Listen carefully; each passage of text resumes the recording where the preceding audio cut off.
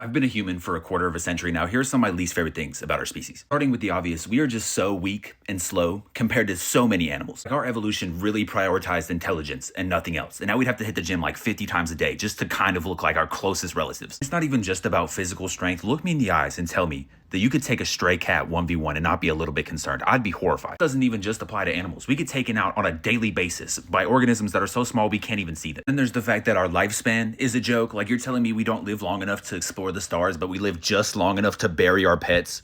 Great. Not to hit you with the college campus diversity picture, but human beings, all of us, are 99.9% identical.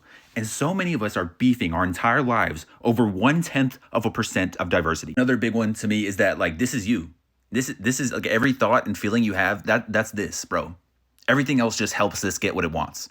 I hate this. There's the fact that we see our noses all the time. You're thinking about your nose now, aren't you? There's all the leftover crap we have from evolution, like an appendix and wisdom teeth. Can I say that?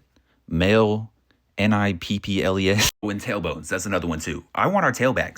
Somebody go find our tail. Last but not least, what I feel like is our most obvious and glaring issue as a species. Y'all have seen this before, right? The giant ball of meat that could be made out of every human being if you smush them together. Overpopulation wouldn't even be an issue if we just used our big 8 brains to figure out how to do it without destroying the planet. I don't know if you remember the earlier part of the video where I said that we were like super weak and slow. Like we can't exist anywhere else. So we either figure this out or we don't exist anymore. Can't wait to see.